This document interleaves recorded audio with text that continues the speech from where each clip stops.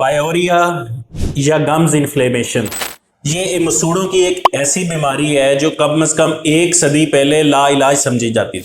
1913 में एक प्रोडक्ट जिसे हम हाइड्रोजन परऑक्साइड कहते हैं, इसको मुतारफ करवाया गया, तो इसके बेहतरीन रिजल्ट थे इस बीमारी के खिलाफ, और तकरीबन 1 सदी से ये मुतवातर इस्तेमाल होता आ रहा है। और मसूड़ों की बीमारी को ठीक करने के साथ साथ अब ये टीथ वाइटनिंग के लिए जितने भी प्रोडक्ट्स यूज़ होते हैं उनका तकरीबन एक लाजमी जुज़्व है। हाइड्रोजन परऑक्साइड ये कोई नई चीज़ नहीं है, बल्कि हमारी बॉडी के जो वाइट ब्लड सेल्स हैं कभी भी जिस्म में जब इन्फेक्शन होता है तो उससे लड़ने के लिए इसको प्रोड्यूस करते हैं। ये बैक्टीरियाज के साथ उसको ख़त्म करता है और उसके बाद इसको कुछ एंजाइम ऐसे होते हैं जो तोड़ देते हैं, पानी जो होता है वो सेल्स में एब्जॉर्ब हो जाता है और जो ऑक्सीजन होती है वो सांस के रास्ते उसका इखराज हो जाता है। इसी तरह हाइड्रोजन परऑक्साइड जो है इसका जो वूंड बनते हैं, ख़ासतौर पे जिस तरह एक्सट्रैक्शन करते हैं या कोई भी वूंड जिस्म पे कोई जख्म हो जाए उसकी हीलिंग में बड़ा अच्छा किरदार होता है। एक पेशेंट थे हमारे, उनकी एक्सट्रैक्शन करवाई, उन्होंने कहीं से ये चीज़ सुनी थी, जख्म की प्रॉपर हीलिंग के लिए वो हाइड्रोजन परऑक्साइड यूज़ करना शुरू कर दिया। तो कुछ अर्से बाद क्या हुआ कि उस साइड पे जो जुबान थी वो ब्लैक हो गई। अब इसकी क्या रीज़न हो सकती है, क्यों ये हुआ, इन सारी चीज़ों को हम डिस्कस कर सकते हैं। क्या हाइड्रोजन परऑक्साइड को बतौर माउथ वॉश करना, इस्तेमाल करना सेफ है या नहीं है, कितनी देर तक इस्तेमाल किया जाए और कितनी कंसंट्रेशन में या मिकदार में इस्तेमाल किया जाए, इन सारी चीज़ों को डिस्कस करेंगे। आइए शुरू करते हैं। कौन सी चीज़ है जो इस हाइड्रोजन परऑक्साइड को इतना एक स्पेशल कंपाउंड बनाती है? अगर इसकी केमिस्ट्री को देखें तो बिल्कुल एक सिंपल सा कंपाउंड है, कुछ वाटर है H2O और एक्स्ट्रा कुछ ऑक्सीजन होती है O2।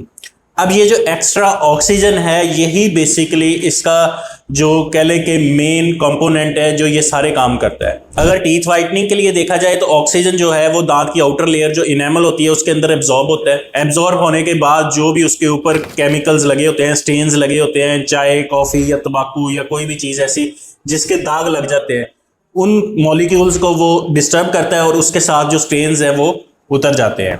इसी तरह मुंह के अंदर जब ऑक्सीजन आती है तो उससे कुछ बैक्टीरियाज होते हैं ऐसे जो इस चीज़ को बियर नहीं कर सकते, यानी ऑक्सीजन की वजह से वो डिस्टर्ब हो जाते हैं और वो ख़त्म हो जाते हैं। और मोस्टली वो बैक्टीरिया हैं जो मुंह के अंदर स्मेल का बायस बनते हैं और साथ में कैविटीज़ का बायस बनते हैं। तो इस लिहाज से जो हाइड्रोजन परऑक्साइड है ये बेहतरीन कंपाउंड है। क्लिनिकल ट्रायल से ये चीज़ साबित हो चुकी है, बल्कि FDA ने ये अप्रूव किया है कि अगर आप इस कंपाउंड का, हाइड्रोजन परऑक्साइड का इस्तेमाल करते हैं तो कुछ ही हफ्तों बाद एक वाइट स्माइल आप हासिल कर सकते हैं बगैर प्लाक के। अगर हम हाइड्रोजन परऑक्साइड को बतौर माउथ वॉश इस्तेमाल करना चाहते हैं तो इसका क्या तरीकाकार होगा? सबसे पहली चीज़ है कि फुल कंसनट्रेटेड फॉर्म में, ओरिजिनल फॉर्म में आप इसको कभी भी यूज़ ना करें। उससे क्या होगा कि मसूड़ों की इरिटेशन होगी या दांतों के ऊपर जो इनेमल है उसको वो ख़राब करता है और सेंसिटिविटी का प्रॉब्लम होता है। और दूसरा, चूंकि ये एक एंटी माइक्रोबियल एजेंट है, मुंह के अंदर बैक्टीरियाज को ख़त्म करता है। अब जो नुकसानदेह बैक्टीरिया हैं उसके साथ साथ जो हमारे मुंह के लिए या हमारी डाइजेशन के लिए कुछ अच्छे बैक्टीरियाज भी होते हैं उनको भी ख़त्म कर देता है। उनको जब ये चीज़ ख़त्म कर देती है तो उससे क्या होता है कि मुंह के अंदर जो फंगस है वो डेवलप होती है और उसी वजह से जुबान जो है वो ब्लैक, एक कारपेट लाइक अपीयरेंस देती है और उसकी वजह से ये प्रॉब्लम होती है। ब्लैक हेरी टंग हम इसको कहते हैं। तो माउथ वॉश के लिए क्या किया जाता है कि एक हिस्सा हाइड्रोजन परऑक्साइड और 3 हिस्से जो हैं वो पानी के, इस तरह इसको डाइल्यूट करके हम इस्तेमाल कर सकते हैं। उससे वाइटनिंग इफेक्ट भी आएगा और प्लाक और जो खासतौर पे बायोफिल्म एक बनती है बैक्टीरियाज की जिसकी वजह से प्लाक, कैलकुलस या कैविटीज बनती हैं, ये उसको भी डिस्टर्ब करता है, उसको ख़त्म कर देता है।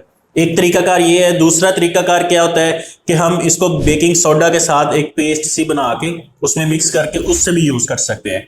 उसका भी सिनर्जेटिक इफेक्ट होता है, यानी दोनों मिलकर इफेक्ट करते हैं और दांतों को जो है एक पिलाहट उसकी ख़त्म होती है और वाइटनेस मिल जाती है। एक सवाल यहाँ पे पैदा होता है कि प्लाग रिमूवल के लिए या दांतों की वाइटनिंग के लिए बहुत सारी प्रोडक्ट्स हैं जिसमें स्ट्रिप्स भी आती हैं, टूथपेस्ट भी आती है, माउथ वॉश भी आते हैं, तो फिर हम हाइड्रोजन परऑक्साइड क्यों यूज़ करें? अगर हम इस चीज़ को देखें तो मोस्टली जो टीथ वाइटनिंग प्रोडक्ट्स हैं जैसे चारकोल पाउडर है या दूसरी टूथपेस्ट है वो अक्सर औकात अब्रेसिव होती हैं। अब्रेसिव का क्या मतलब है कि दांतों को वो ऊपर जो इनेमल है उसको खुरचती हैं, आहिस्ता आहिस्ता उसको उतारती हैं।